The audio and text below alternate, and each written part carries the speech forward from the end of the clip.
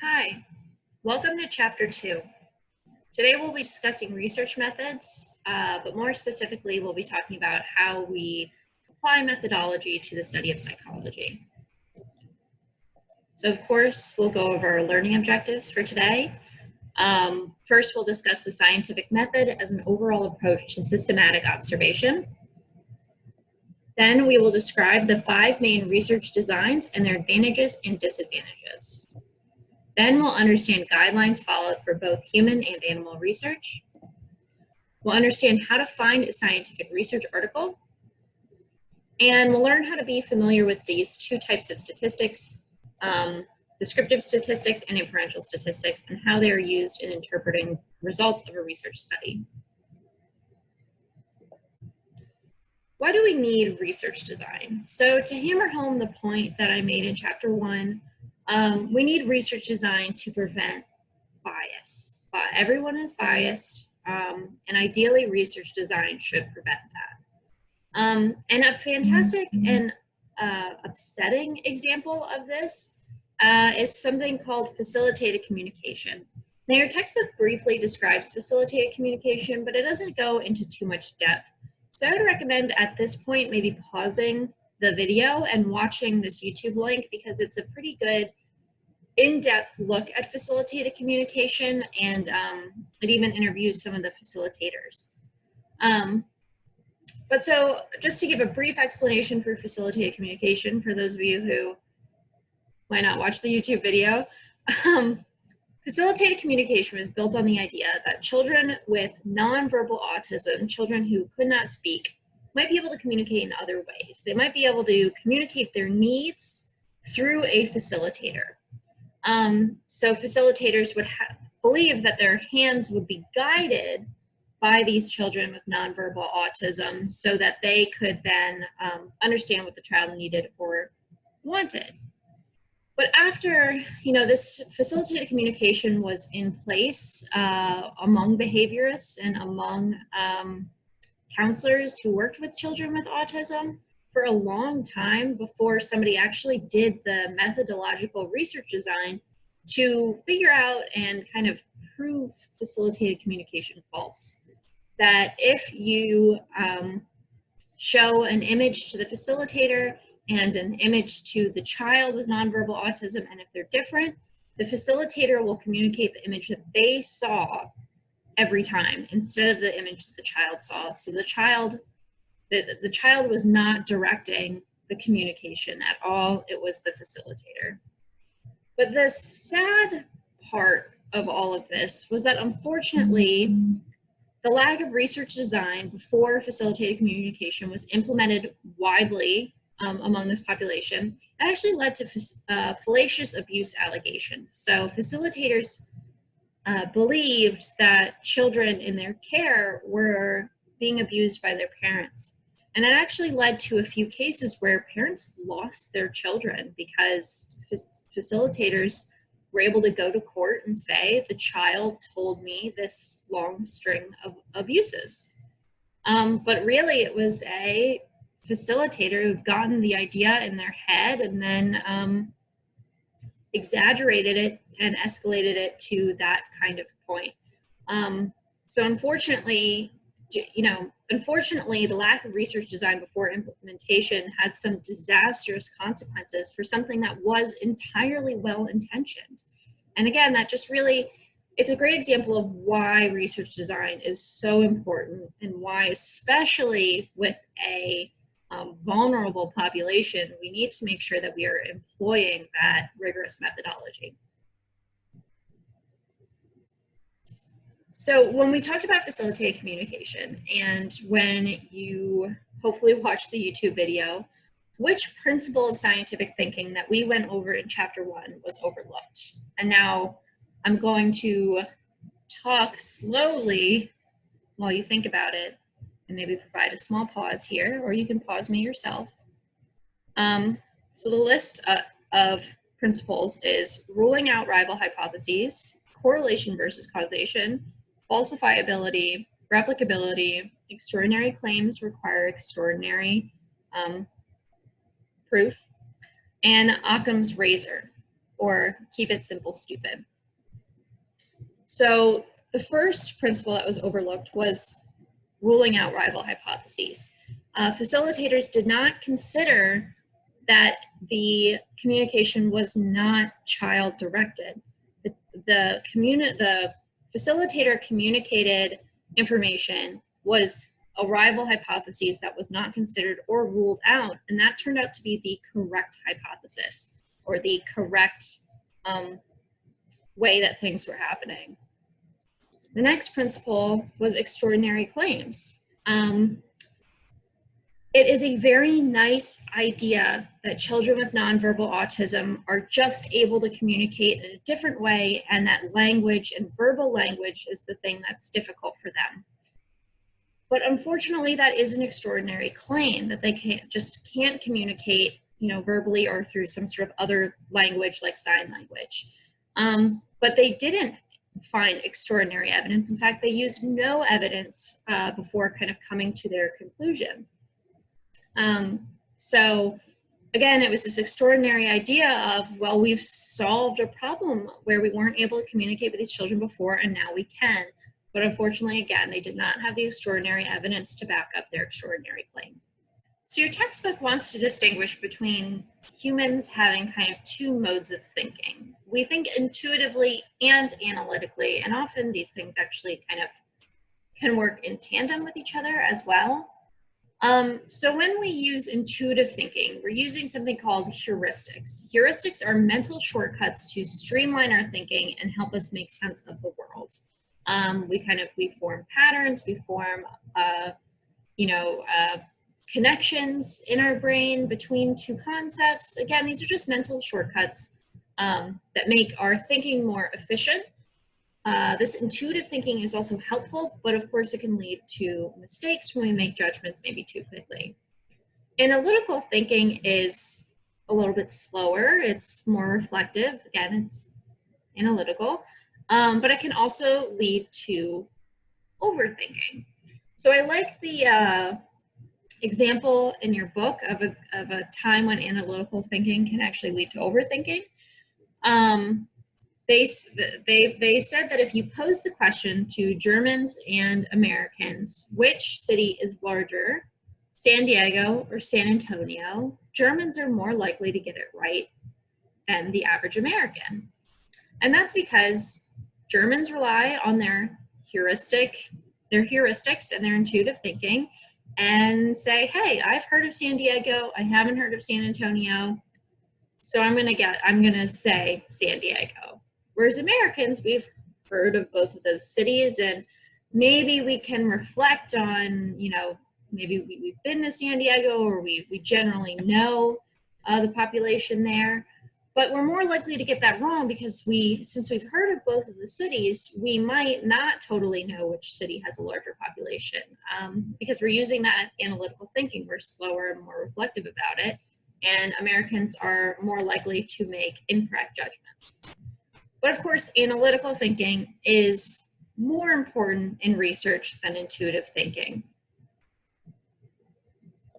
And this is my nice little icon here showing you that this whole left brain, right brain thing, one side of our brain is analytical, one side of our brain is intuitive. That's not true. Our brain is much more complex than that. We do have hemispheres, but it's not that one hemisphere is dedicated to one thing and one hemisphere is dedicated to another. Just a fun fact that we'll discuss more in chapter 3.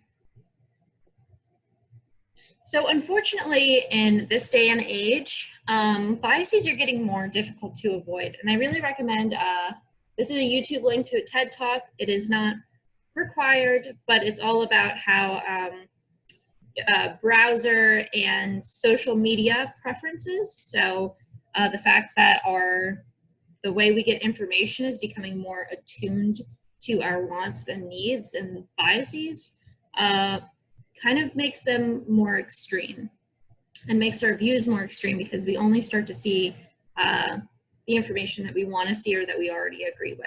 So it's just a fun TED Talk that I would recommend. So now let's get into the nitty-gritty of it all and talk about the scientific method. The scientific method is a process that protects against bias. And again, I'm just going to keep saying this throughout these lectures, and sorry my face is in the way. In the uploaded lectures, it won't be.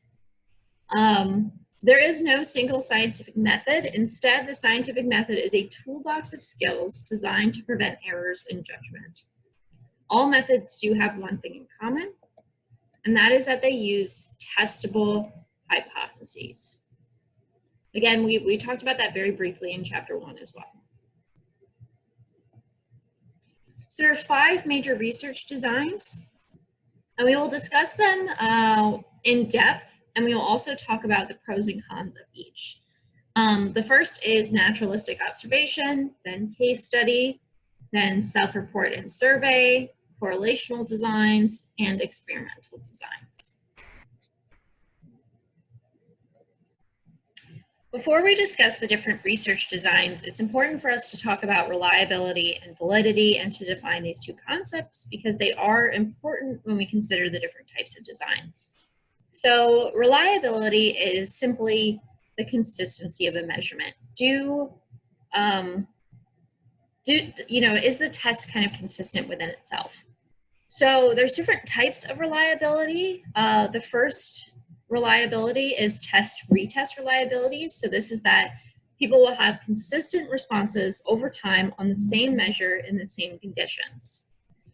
So a good example of something that fails at this is the Myers-Briggs test, the personality test that measures if you are a ENTJ versus an INTP. That measure is not reliable at all. People get different responses and different results most times that they take the test. So it really does not have reliability across tests, which means that it's probably a pretty bad personality test. Then there's inter-rater reliability. So this is the degree of agreement between various raters and judges. So in some of the work that I do, we code children's language. So we measure the kind of quantity of words that children use or phrases or ideas.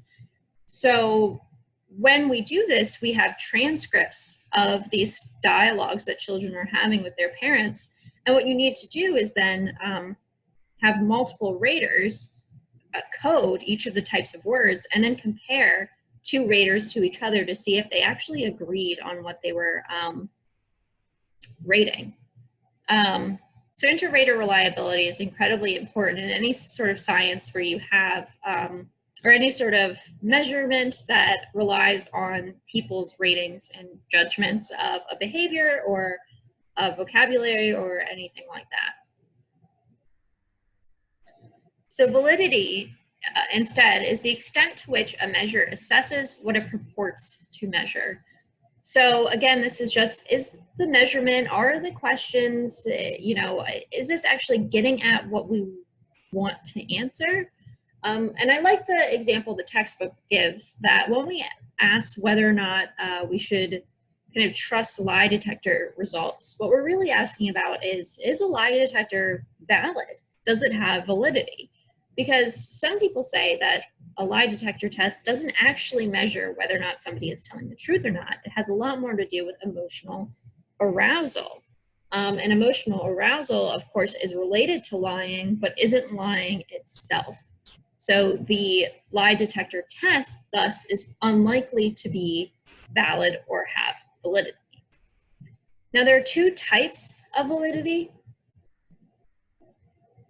There is external validity and internal validity. External validity is the extent to which we can generalize the findings from a measure to real-world settings. And then there's internal validity, the extent to which we can draw cause and effect inferences from the study. So reliability is necessary for validity. We need to measure something consistently before we can measure it well. So something cannot be valid. It cannot purport what it, it cannot assess what it purports to measure if it's not measuring that consistently, if it's not reliable. So that's important to know, that something cannot be valid without it being reliable. So here's I think a helpful infographic. So something that is unreliable and invalid. You can imagine a dartboard where not only are the darts totally scattered, right? They're unreliable, but they're also invalid because they're not actually getting at the bullseye. Comparatively, something that is reliable but not valid, something that is reliable but not valid, sure, we can hit the same point every time. We're pretty consistent, but that doesn't mean we're hitting the bullseye still. Instead, something that is reliable and valid is consistently actually hitting the mark, it's hitting the bullseye, and it's assessing what it purports to measure. And again, you cannot have something that is valid and not reliable. That's an important takeaway today.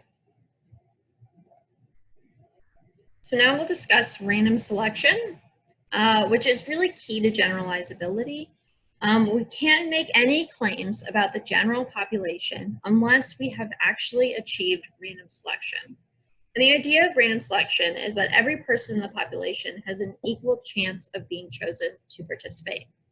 But of course, this is really difficult to achieve. So for example, in my work, we mostly try to assess preschoolers. And one of the easiest ways to do that is to go to preschools, right? If we want an age group that is 3 to 5, we go to the place that they go to school. But of course, as I'm sure many of you know, not all kids that age go to preschool. It is not a US requirement. It's not subsidized by the public. So even if I randomly select preschoolers from preschools, we still kind of run into that problem. Then also, if you are randomly selecting people here in Gainesville as a researcher, you are missing huge swaths of the country and only really getting an understanding of Gainesville, even if you randomly select from the Gainesville population. So that's why it's really important when we write about our research to be specific about the kind of population that we were targeting. Again, including that kind of demographic information.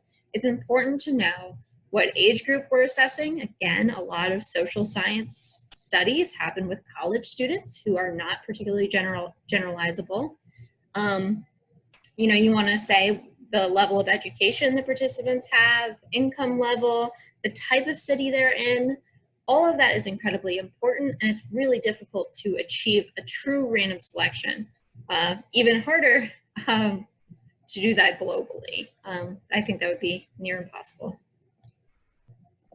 So some interesting examples of where random selection kind of fell apart is when in the presidential election between Dewey and Truman, the Chicago Daily Tribune actually incorrectly predicted who would win and published their incorrect prediction because they'd only surveyed people who had a telephone. That was the easiest way to survey. But a lot of people at the time did not actually have a telephone. And because it wasn't random, there were actually some confounding variables, which we'll define in a bit, between who has a cell phone and who doesn't. Similarly, this is a pretty famous example, I think. In the Kennedy-Nixon debate, people who watched the Kennedy-Nixon debate on television generally thought that Kennedy had won, but people who listened to the debate on the radio thought that Nixon had won because Nixon seemed kind of sweaty and anxious on TV, but might have had some compelling arguments for some people. So similarly, if you had, depending on which group you had surveyed, you would have gotten very different results. And that's why it's important to truly randomly select so we don't make these kinds of mistakes. So now to get into the different types of measures. The first is naturalistic observation. So this is when we watch behavior in real world settings without trying to manipulate subjects' behavior. The pros of this, of course, are that it's pretty high in external validity, right? If we're watching behavior in real world settings, we can generalize to those real world settings.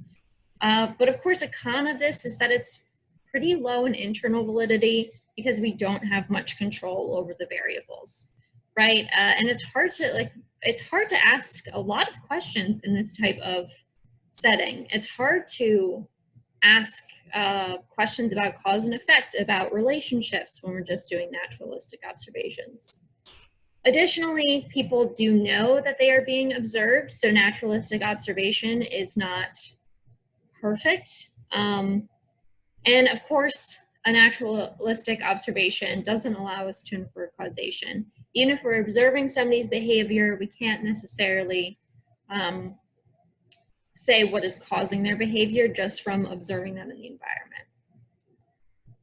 And here's David Attenborough has a whole show about naturalistically observing animals in the wild.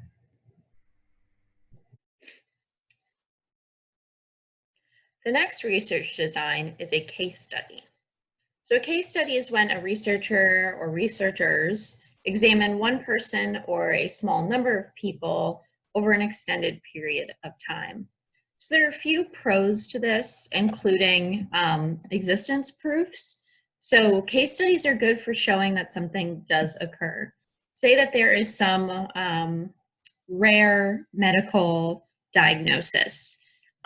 Doing a case study and kind of showing that there is the existence of that rare medical diagnosis is quite effective. Additionally, case studies provide a valuable opportunity to study rare or unusual phenomena. So a good example of this, sadly, is Genie. So I don't know how many of you might have heard of Genie. Again, if we were in an in-person class, I would do a little hand-raising poll here. And we'll talk more about Genie in the language chapter. But Genie was a young girl who had been abused by her parents. And part of the abuse was that they deprived her of social contact for many of her early years.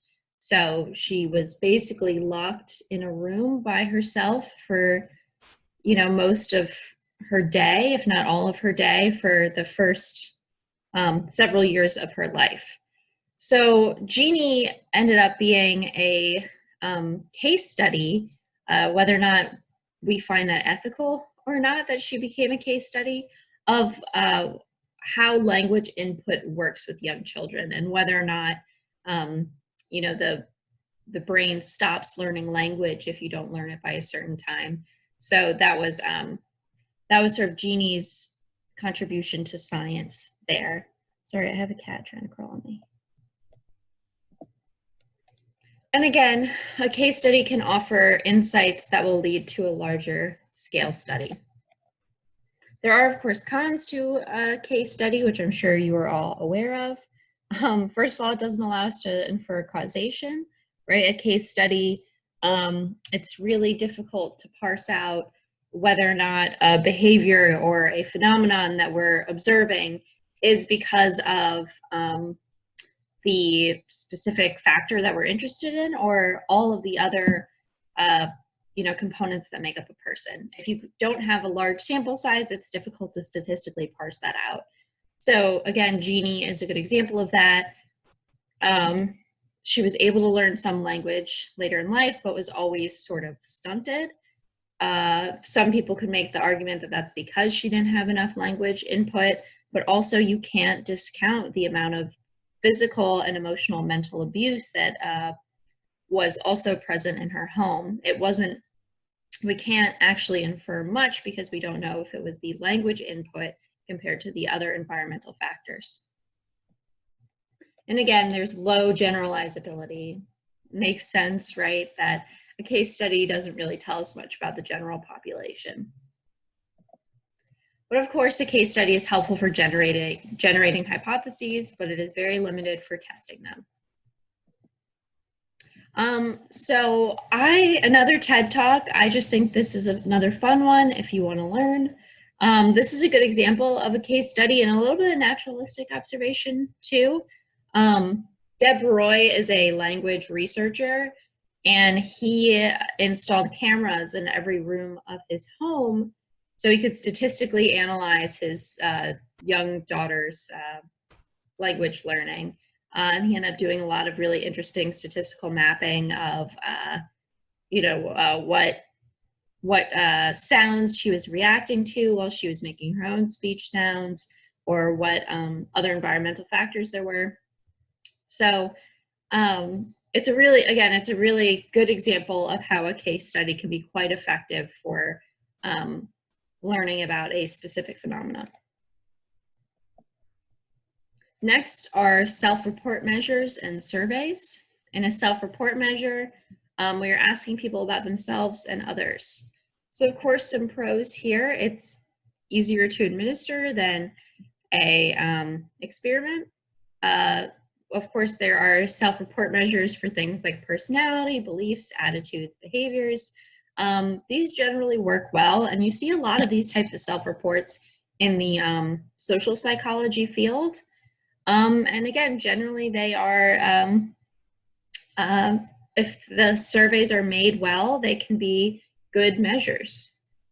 Of course, the cons, again, I think are probably obvious. They assume that respondents' insights are accurate, and they also assume honest responses. So people are going to provide responses sometimes that make themselves seem more socially desirable.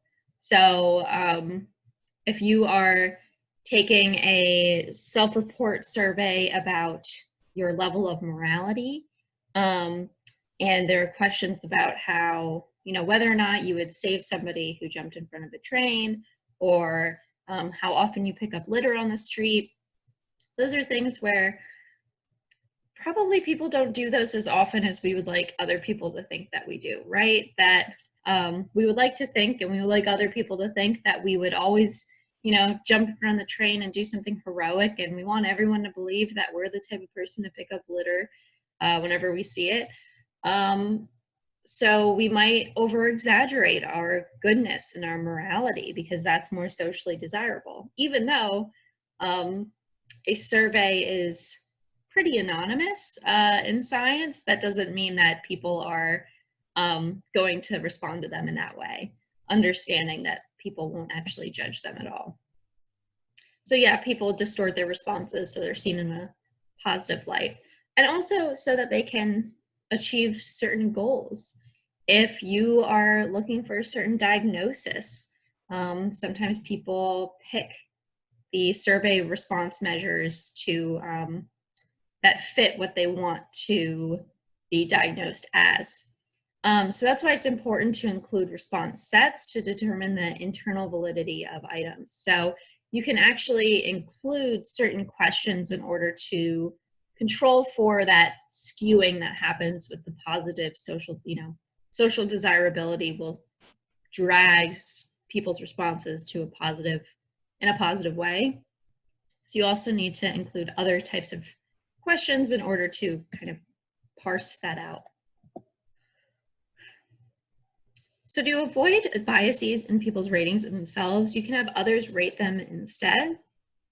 So these can happen in people giving narratives about their friends or their peers or colleagues, or with personality ratings.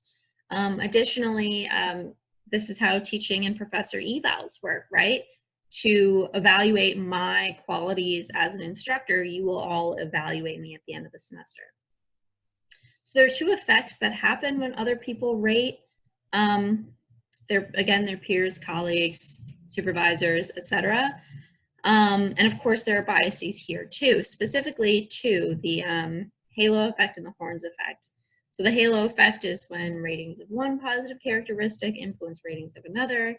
And then the Horns effect is the opposite. So ratings of one negative characteristic influence ratings of another negative characteristic. So, so something like if an instructor gives out extra credit, students really like extra credit, right? It's, you didn't have to, you know, you got an extra little boost to your grade.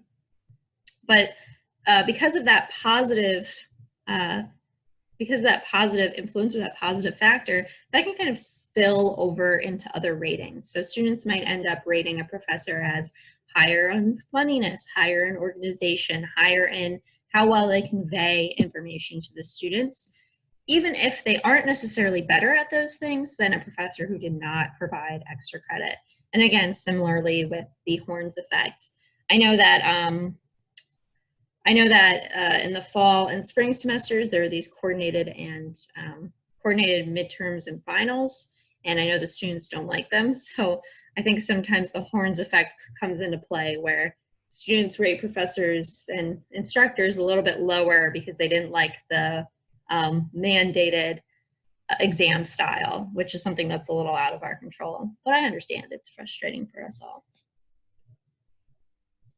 So next is correlational design. So this is when researchers examine the extent to which two variables are associated with one another. Importantly, again, this is one of those main principles that we learned. This is not causation. So you can measure multiple variables in an individual and figure out how associated they are. So let's just take two of these variables that I provided, something like grades and creativity. You can measure people's grades. You can get their report card or their, do you still have report cards in college? Oh my God, I forget what I had back in college. But you get your grades at the end of the semester. And then you can also do an assessment of creativity, right? There's a few of these creativity measures out there. I'm not sure actually how valid they are, but they exist. There's some good measures out there. And we can statistically analyze them and see how correlated these two things are. And what we might discover is that creativity is highly related to grades. And we might be able to make some inferences from that, and that it would, it's very informative if creativity and actual grades are related to one another. So the pros of a correlational design is that it can help us predict behavior, right? If I know you're a creative person, maybe I can then predict what your grade is going to be at the end of the semester. That's helpful information, right? And again, we're describing the relationship between two behaviors. We could correlate healthy eating with amount of exercise and use that to, encourage healthy eating, because it seems like healthy eating will also encourage exercise statistically. It seems like that might happen. So some cons, the big one, we cannot infer causation. So that example I just gave, we can find that healthy eating and exercise are correlated, but, we could provide, we could tell people to eat healthier and hope that they're more likely to exercise, but there isn't really a causal link there. It could just be that some people care more about health and eat better and also exercise more. So yeah, we can't really determine a causal link there.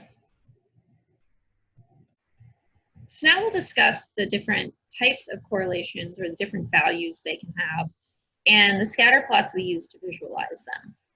So correlations can be positive, 0, or negative, and they range from -1, which is a perfect negative correlation. So two things are negatively correlated with one another, which means that as one factor increases, the other factor decreases, but they are totally correlated with one another because one is increasing, the other is decreasing at the same rate. And then the opposite, the other end of that spectrum, the other end of that range, is a 1, a positive 1, which is a perfect positive correlation. So as one factor increases by 1, the other factor will increase by 1. So correlations, that vary in strength, right? -1 is a very strong correlation, and a 1 is a very strong correlation, just in opposite directions of one another.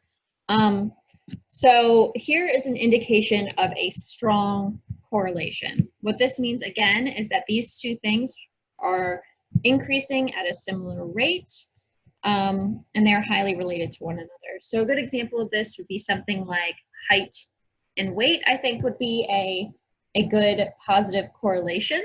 I'm not sure about the exact strength of that, but presumably as somebody gets taller, they also get heavier, right? Should be about 5 pounds per an inch or something. Similarly, if we were looking at a negative correlation, maybe something like the number of ride-sharing apps compared to the number of DUIs in a city. Presumably, more ride-sharing apps, more things like Uber and Lyft, more apps like that, decrease might be related to lower levels of DUIs in a city. I'm trying to think of a good example of a perfect negative correlation, and the only thing I can think of is if I have 10 apples and you have 10 apples, and I keep stealing an apple from you, the number of apples I have is increasing at the exact rate the number of apples you have is decreasing. So that would be a perfect negative correlation. And the amount that the points on the scatter plot vary around the line is, I just used the word there, that represents the variance. So there's not a lot of variance in a perfect correlation or a strong correlation, but there's more variation in a weak correlation.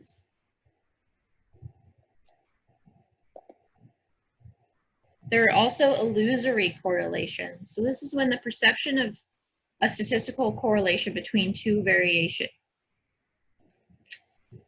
Oy vey. Take two. There are also illusory correlations, which are, good to watch out for. This is when there's a perception of a statistical correlation between two variables where none exist.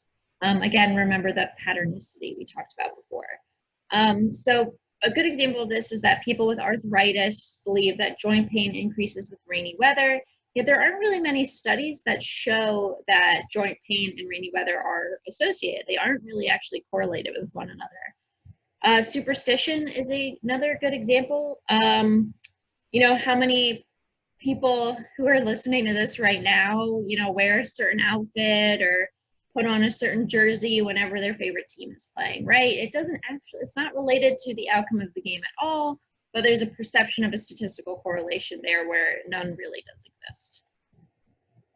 So we'll just keep kind of hammering this point home that correlation does not equal causation. While correlational designs can be useful for determining whether two or more variables are related, there are limitations. We can't say whether one variable causes the other. So a good example of this is the correlation that PhDs are negatively associated with mules. Is this because, students who are getting their PhD, is this because mules hate graduate students? They'd be in good company. We're not a particularly likable bunch. Very anxious, we think we're much smarter than we are. So it makes sense. Maybe mules just don't want to be around us. But of course, there's another factor there. This is that keep it simple, stupid idea. Urban areas just have fewer mules, right? Urban areas have fewer mules than a rural area, but urban areas also have more universities. A city like Philadelphia has a ton of universities. New York City has a ton of universities. And I think very few mules in those two cities. I have a kitten on my lap, so pardon me if I'm a little distracted in these next couple of slides. But excitingly, we finally get to talk about experimental designs, which do permit cause and effect inferences if they are performed correctly. So we will get to in later slides why sometimes we aren't able to infer cause and effect and what some of the pitfalls are of an experimental design. But importantly, right now what we will discuss is that there are two components in order to make something an experimental design. First, there is random assignment of participants to conditions, and second, there's a manipulation of independent variables. So when we have a random assignment of participants to conditions, we have to have at least two conditions. So these are the experimental groups and the control group. So again, the random assignment here is important, but also the experimental group is obviously the group that is receiving whatever the manipulation of the experiment is. So either they are getting the meds, they are getting the therapy, etc. The control group, on the other hand, should resemble the experimental group in things like demographics, size, other types of variables or factors that might come into play, like how often they have to come to the hospital or how often they have to come into lab. But they won't be receiving whatever the treatment or the variable is. Next is manipulation of independent variables. Obviously, I've already touched on this a little bit. An independent variable is the variable that the experimenter manipulates. So again, it's the drug that is being administered. It is the program that is being administered. It is the situation that a group is being put into. And again, you can have sort of multiple experimental groups. So, and that means you can kind of have multiple IVs. So let's say you have a control group and then medicine, and then you have multiple levels of dosage for that medicine. Let's say you have, then you would have 3 groups. You could have a control group, and then one group who's getting 10 milligrams of something, and then another group who's getting 15 milligrams of something. But that would still be a, 2 experimental groups and a control group.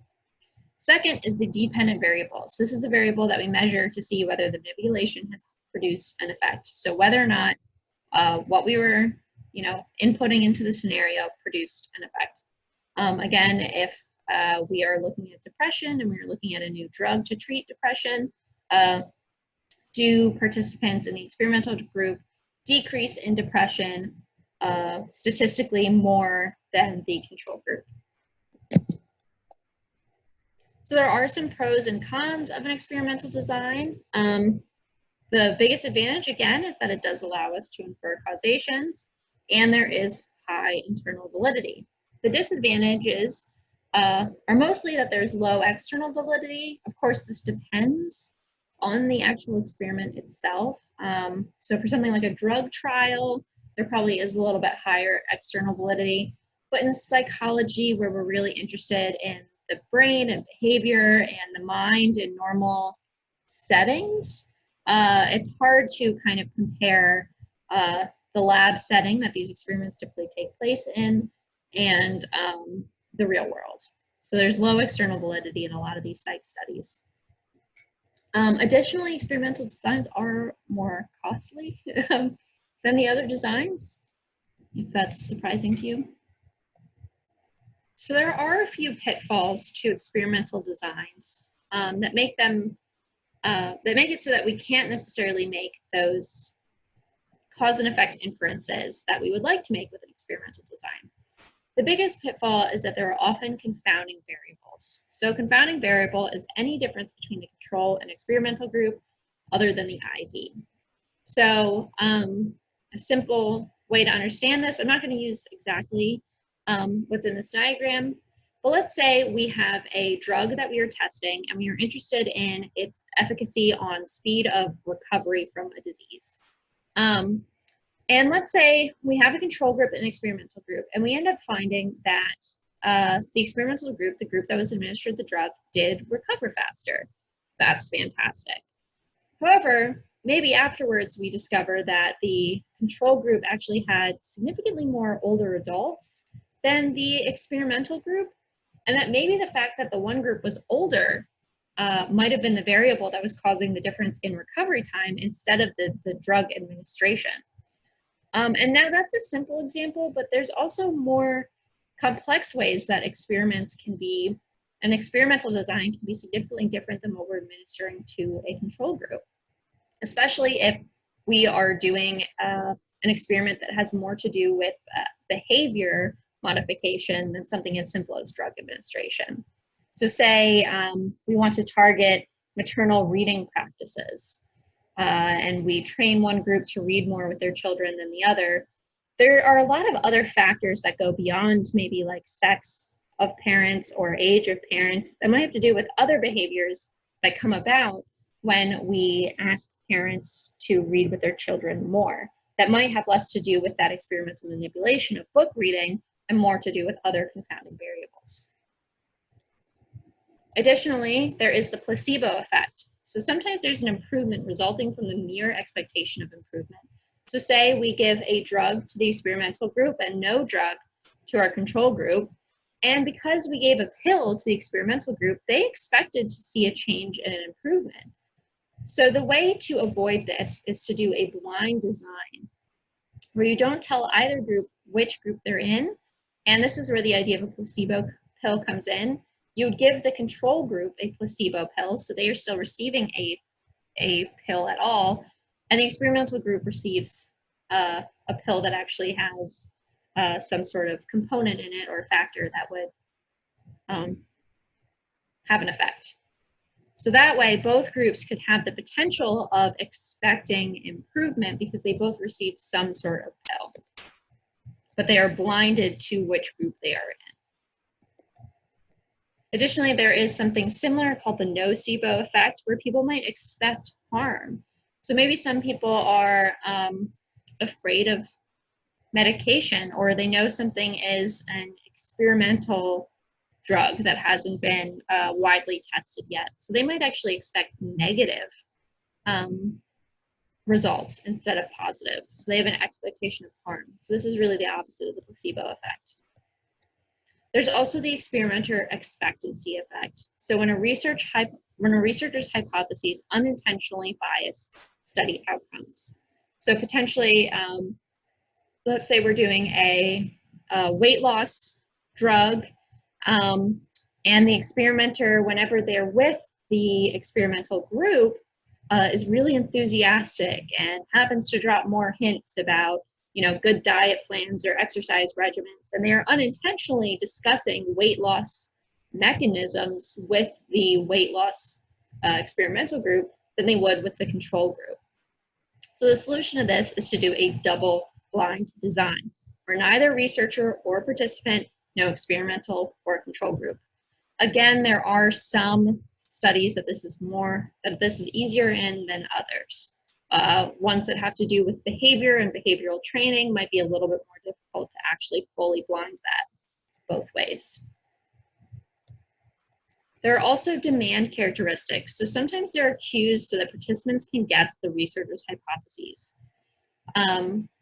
Again, if you are enrolled in a study and you don't know what it is, and it's actually a weight loss study, if the researchers discuss weight loss with you, you might make choices in your life unintentionally that might lead to weight loss or even weight gain, because now you're on a pill and it's easier or something.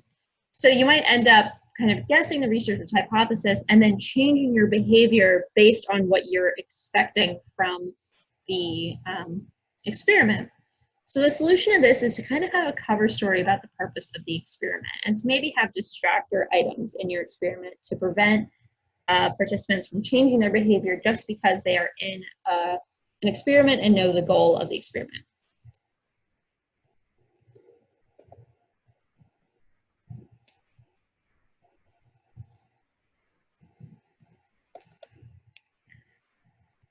So again, I've talked a lot about the weight loss pill example. It's just an easy example to visualize. So if we're trying to kind of parse out what each component of an experiment is in this specific scenario, we want to test the efficacy of the new weight loss pill. The independent variable is the drug that we are administering that will cause the weight loss. That's the actual pill that we're administering. The dependent variable is weight. We would be measuring participants' weight. Hello. And the experimental group is the group who takes the drug. The control group is the group who doesn't take the drug or takes a placebo pill instead.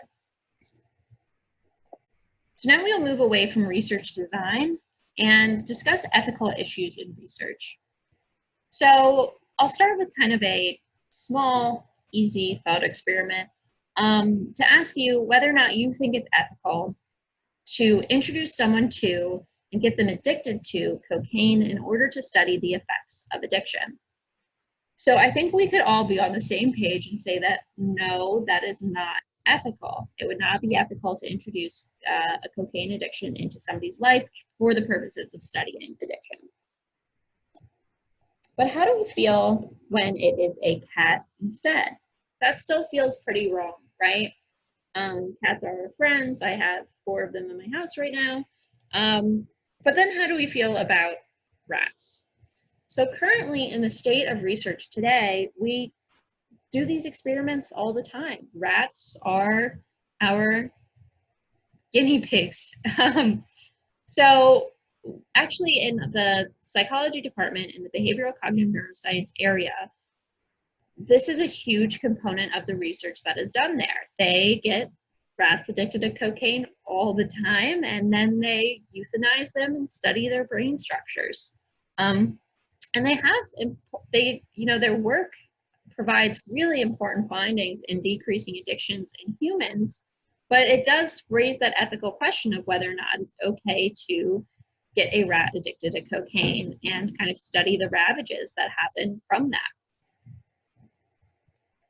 And of course, another reason that we have to care about ethics is that when ethics haven't been applied, some really, really horrific things have happened. So I'll ask you all, because I think this is really important for people to learn about, not just from my cursory, limited knowledge perspective on the issue. I really recommend everybody reading more about the Tuskegee syphilis study. So the U.S. Public Health Services asked what would happen if syphilis was left untreated. And how they did this and how they answered this question was they purposefully, sorry, my slides.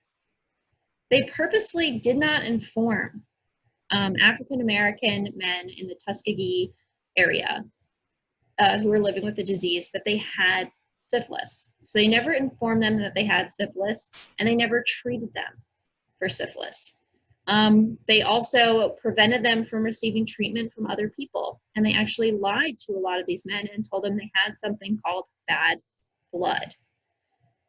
Unfortunately, this was supposed to be a temporary study. It would have been unethical no matter how long this study went on.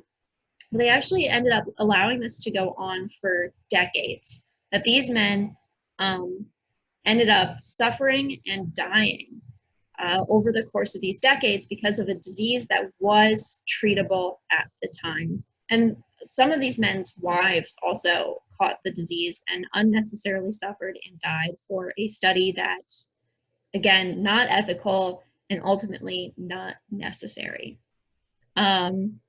I think the U.S. government has officially apologized for the Tuskegee syphilis study, but it's really quite horrific to think about. So again, I would recommend, just for your own personal education, to read up about that.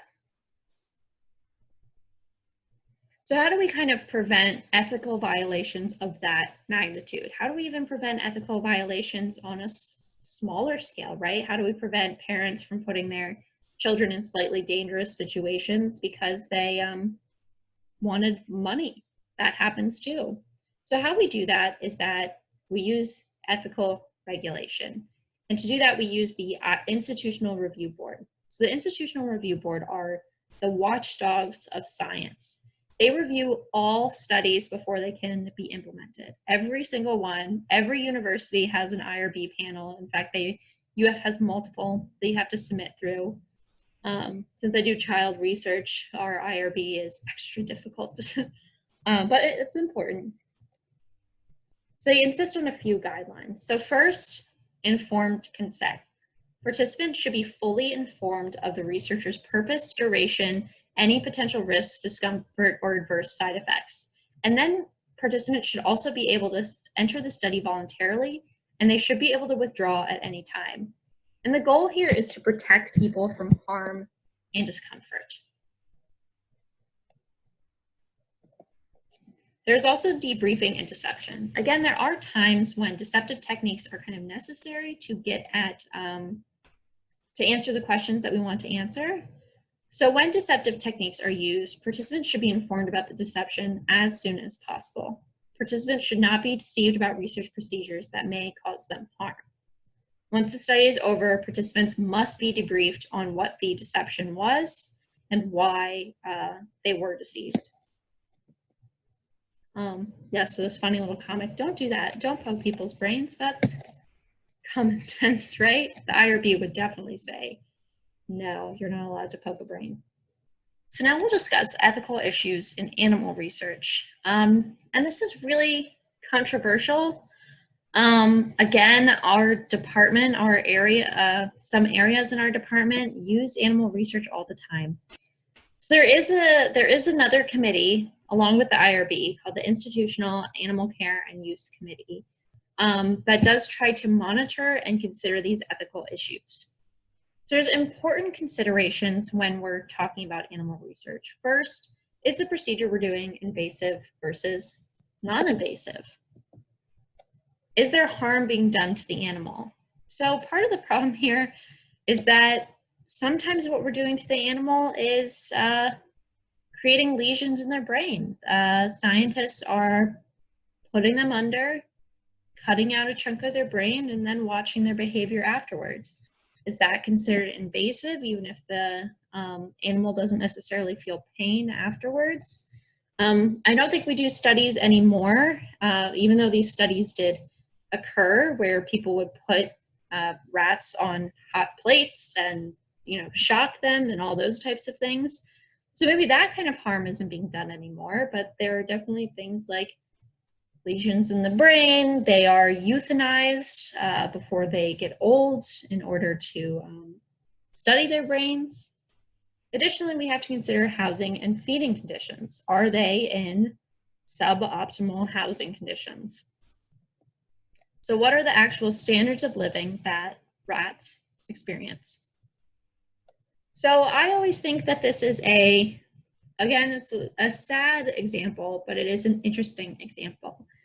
There was a study that was published a few decades ago now that found that rats in an enriched condition had higher cognition. You know, they were smarter, they had better memory, they were faster learners than rats raised in a non-enriched condition. So this information went out to the public, and in pop psychology, this was taken as we need to enrich our children's environment. And now we have gaudy toys for children, we have musical instruments that do 30 things, and these are all considered, you know, enriching.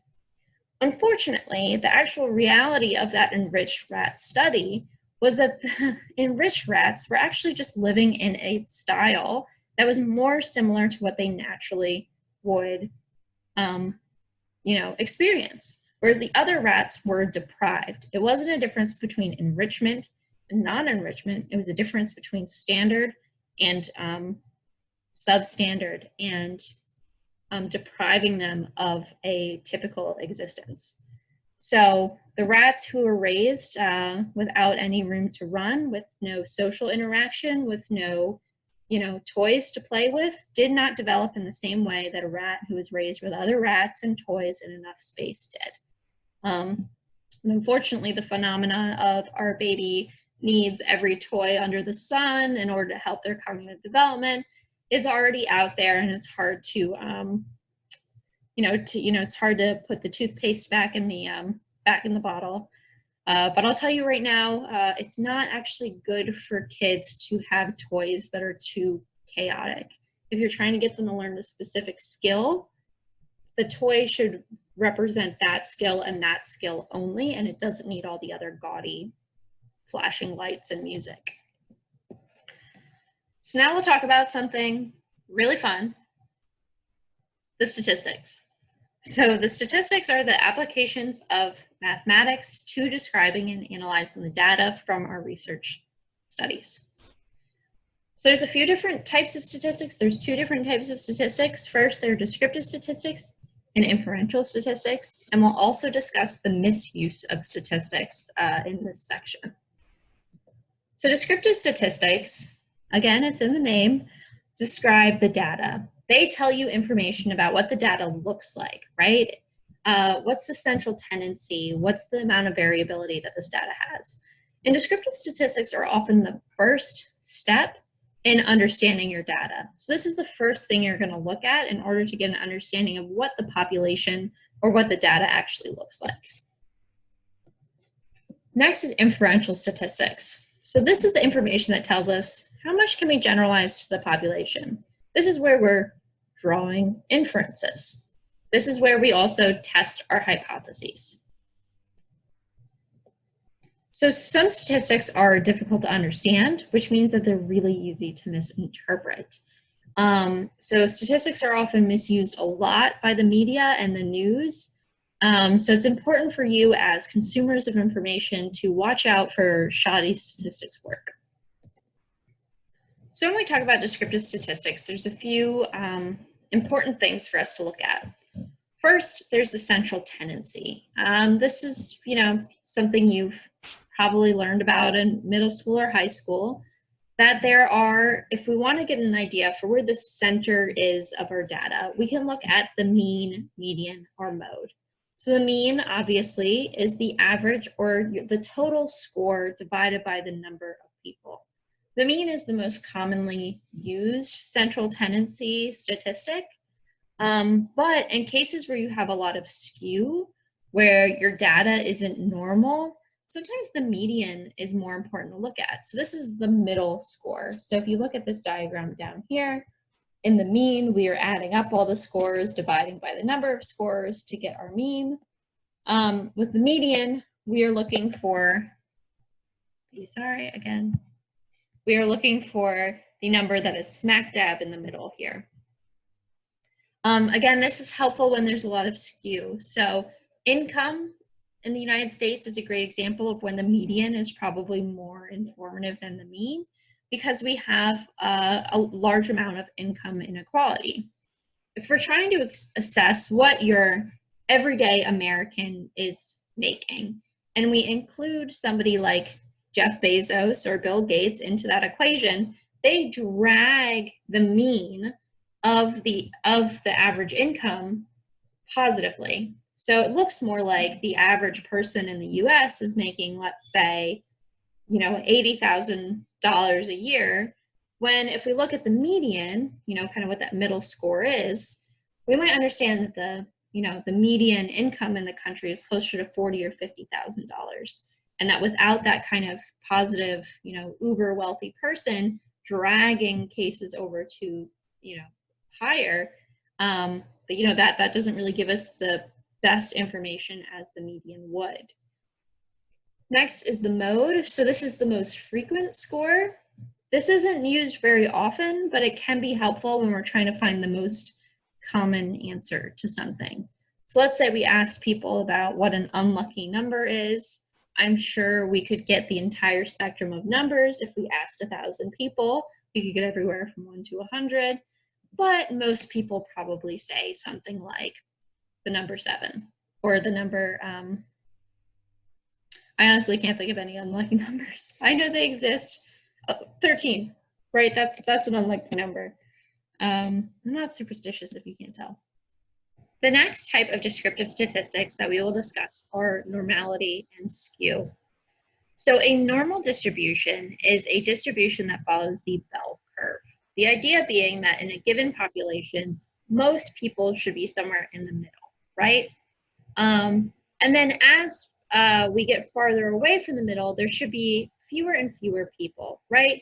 Most people are average, and then a few people are below average or above average. And then as you get to the kind of ends of those ranges, there are fewer and fewer and fewer people as you get farther and farther and farther from the middle. The IQ, the intelligence quotient, is by definition a normal distribution, and we will discuss that more in the intelligence chapter. Additionally, sometimes our data can be skewed. It can be skewed positively, which means that it has an elongated tail at the right, or that there's more data in the tail than what would be expected in a normal distribution.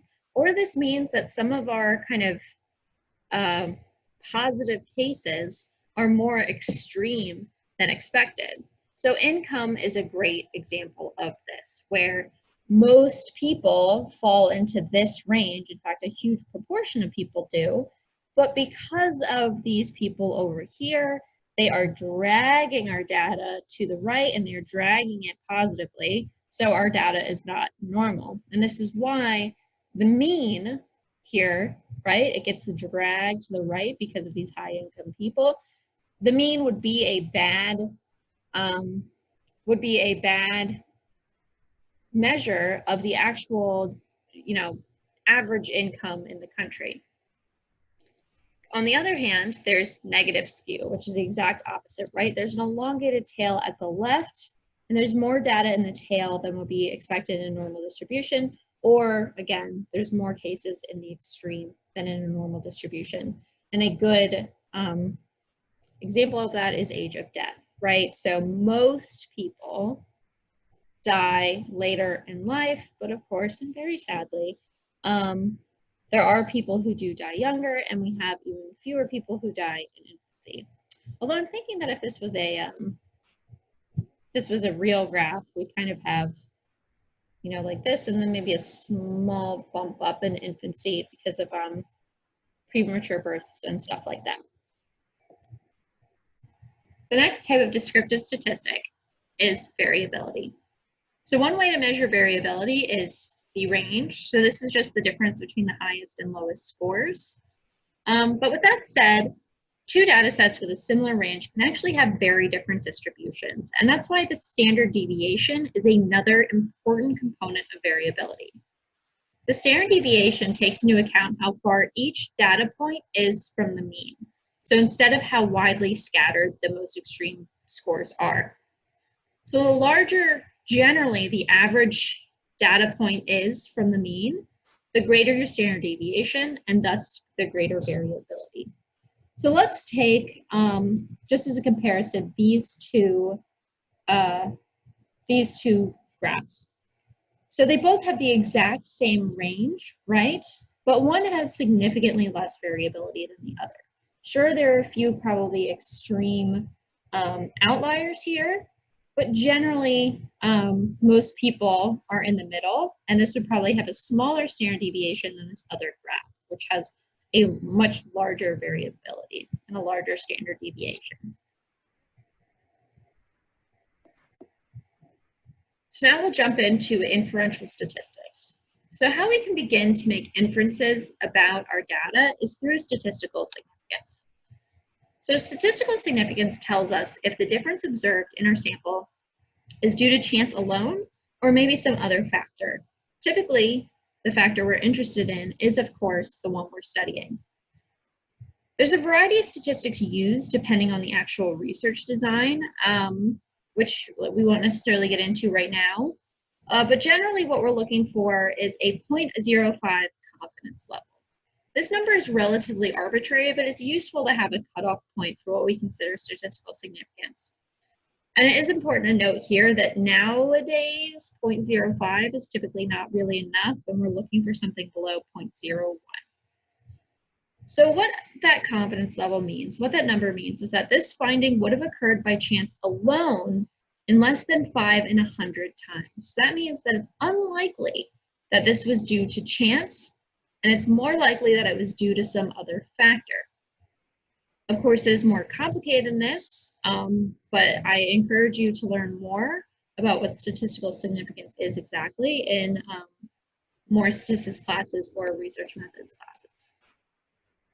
Then let's talk about what practical significance is. It's important not to just confuse statistical significance with practical significance. Because something is statistically significant doesn't mean that it actually has real-world importance. With large enough samples, even small findings can become statistically significant at this 0.05 confidence level.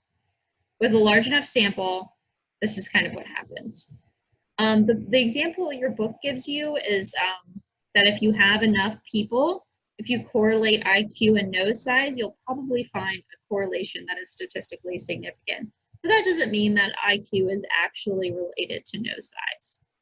Similarly, this is something that comes up a lot in genetic research. I am not a geneticist, but from what I understand, within psych genetic research, the genome is complex, and there are a lot of genes that end up getting flagged. And because there are so many genes, you end up having a lot of genes that end up flagging as being statistically significant when we're talking about a behavior or an effect. So ultimately, geneticists have to, especially again when we're talking about behavioral geneticists, end up having to do a lot more rigorous science to ensure that their findings have real practical significance instead of just statistical significance. So psychological research, and actually most research in general, is evaluated through a peer review process. So this is one of the most important processes in research. It's necessary for your article to be peer reviewed to be published in a journal. And this is why journal articles are generally more trustworthy than other sources. because it's experts in the field evaluating and screening articles for quality control and errors in the study's finding. Again, these are experts in the field who are evaluating articles to ensure that they are up to par for publication. So although in research we apply rigorous methodology and careful application of statistics, and to publish an article, we have to go through a peer review process. We were reviewed by experts in the field. Often news media and how our research gets kind of published to the general public isn't accurate, and the media does misuse statistics. And this isn't because they're all bad and horrible. It's a lack of understanding, I think, by the general public in how science works. That's why it's so important for all of us to kind of become knowledgeable and to become at least understand the basics of how science works and of how statistics work, so that we aren't kind of flagrantly irresponsible with statistics. So the first misuse of statistics is something called sharpening. So this is when we exaggerate the central message of a study. So a good example of this is, let's say somebody finds that sleep is associated with turkey, right? That people who eat turkey are more likely to get a good night of sleep, right? I'm sure there's a study out there, something like that. And the media might publish a story that says something like, turkey causes extreme lethargy, right? So they sharpen that central message. The study only found a correlation. They didn't find a causal relationship. Maybe they didn't even find a strong correlation. But the media exaggerated the statistics, they exaggerated the consequences, they exaggerated the results, etc. Then there's something called leveling, where we minimize less important details of a study. So let's say a study tests a new heart medication on men over 35 and finds that in 35% of cases, men's cardiovascular health is improved. And instead, the media will boil this down to improve your cardiovascular health with this one pill. So they minimize the details about how it's specifically over 35 and that it's not in all cases. And instead they exaggerate, and they exaggerate the point by minimizing other details. The next media misuse of science is something called pseudo-symmetry. So this is when media tries to show balanced coverage by having representatives from both sides of an issue, even if the sides aren't actually balanced in terms of who has more evidence and more expertise on their side. So the example that's been part of our lives for the last over 2 decades now is climate change, in which the overwhelming majority of experts in the field say that climate change is real and that it is because of human behavior. But there are a few scientists who are on the other side, where the climate change is happening, but it's not because of human behavior. But when the media portrays this, they pick one scientist from this small group compared to be a scientist in this much larger group. And they try to portray those as, well, both of these sides are equal, even though, again, one side just has significantly more evidence. Another good example is the vaccination debate. So I think almost every single expert on vaccinations will tell you that vaccines do not cause autism. One researcher found that one of the ingredients in a single vaccine might cause autism, and he published those results, and they have since been retracted, and he has since been stripped of his rights to be a scientist. He lost his credentials.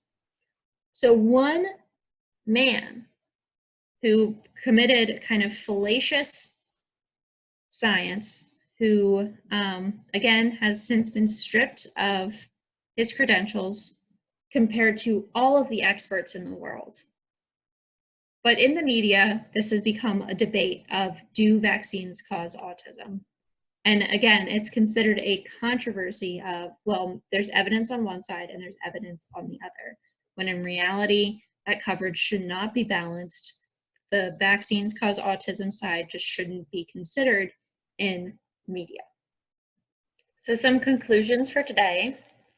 We learned that the scientific method is a process that protects against bias. We also learned about the 5 types of research designs and their pros and cons. We learned that ethics in science are crucial and that there are now systems in place to ensure that ethical guidelines are followed. We became familiar with the 2 types of statistics, descriptive and inferential, and learned how they are used in interpreting the results of research studies. Additionally, we learned how the media can misuse results and statistics. So thank you for listening today, and I will see you in the next lecture video.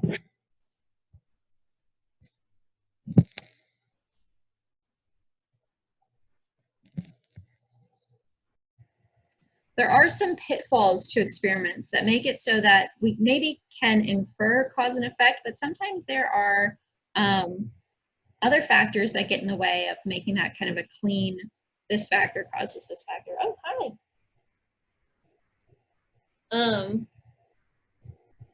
I figure this is important for the video.